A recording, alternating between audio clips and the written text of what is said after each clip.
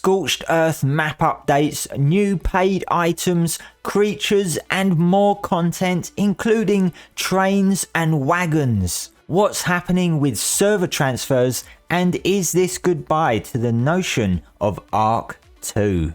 Hello survivors, I've now managed to catch up on everything that I missed during the live stream.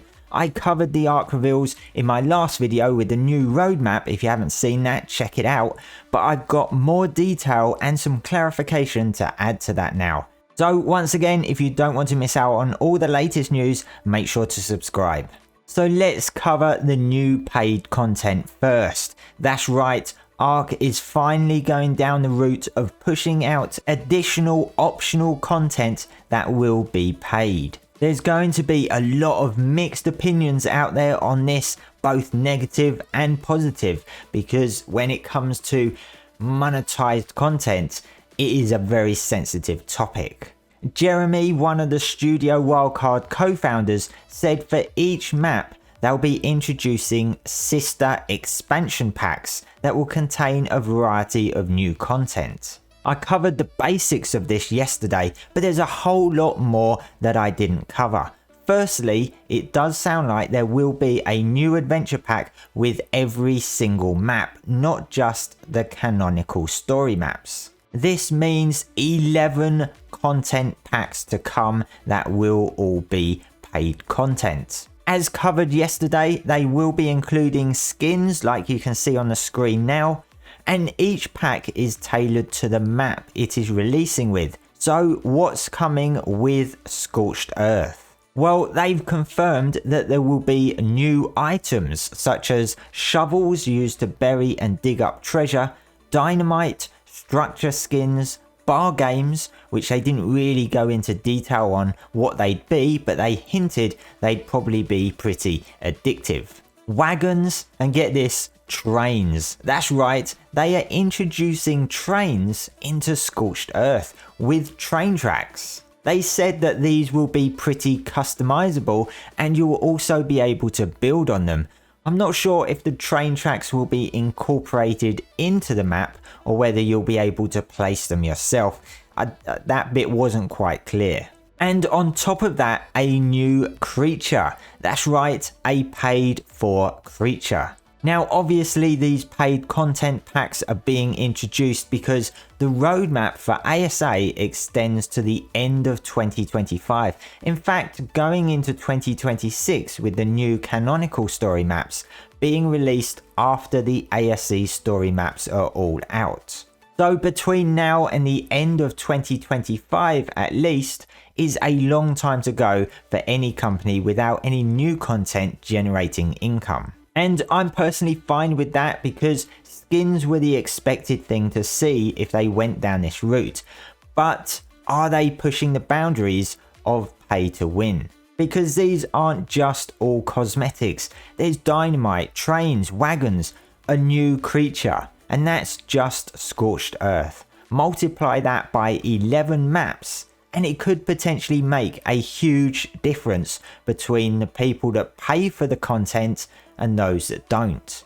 So it is a little bit iffy in my mind, but we'll have to wait and see what happens come March when Scorched Earth drops. And I'll come on to ARK 2 in just a minute because there's signs that it is potentially no longer in the works. But first, just to cover the Scorched Earth map update, they are doing a lot more to it than just upgrading it to UE5. In fact, a lot more than they did with the island.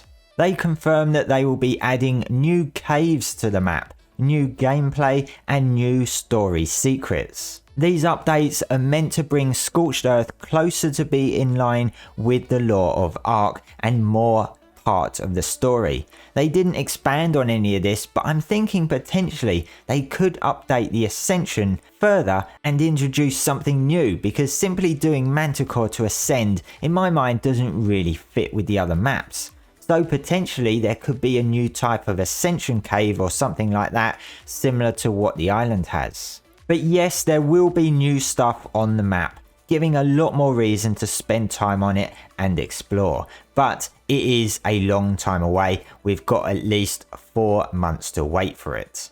Now, server transfers were originally going to come with Scorched Earth in December. In many cases, this wasn't so much of an issue as there wasn't a whole lot of need for clusters. That is until mod maps started releasing. But with Scorched Earth now pushed to March 2024, where does that leave server transfers? Well, thanks to Norman for sharing this with me. They asked in the Extra Life stream chat what is happening with server transfers. Dolly responded saying we'll share more with the community on that a little farther down the road. We're still determining ourselves, to be honest. So clearly transfers are not coming just yet, and even the team haven't decided internally when to do this. If we have to wait until March for this, that's a pretty long time and means that private servers can't do clusters for the mod maps. But I'll keep you updated on any changes regarding that. Now, all of these updates have brought a big question about ARK 2. Is it still going to happen? Well, you might think that with Vin Diesel involved, he wouldn't necessarily want to see it not happen. But Jeremy Stieglitz did say something during the Extra Life stream that I found pretty interesting regarding the future of ARK.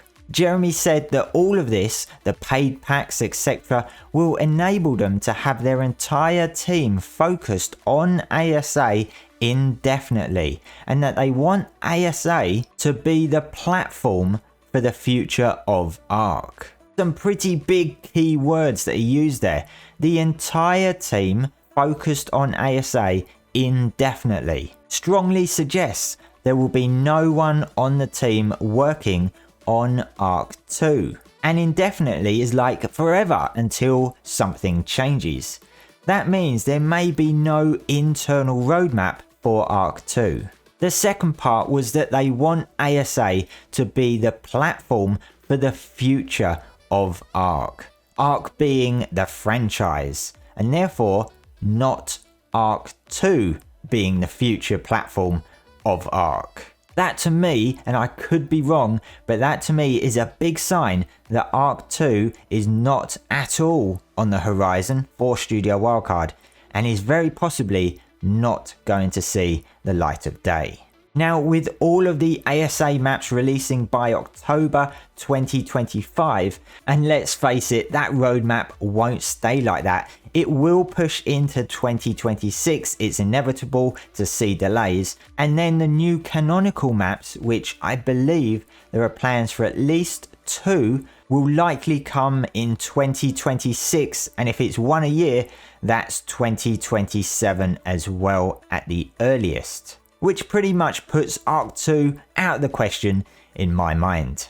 And there we have it, survivors. I think that's pretty much everything covered for reveals from the Extra Life charity stream, with this and the last video that I did last night. Let me know what you think, survivors. Thanks for watching, and make sure to subscribe to keep up with all the latest ARK news.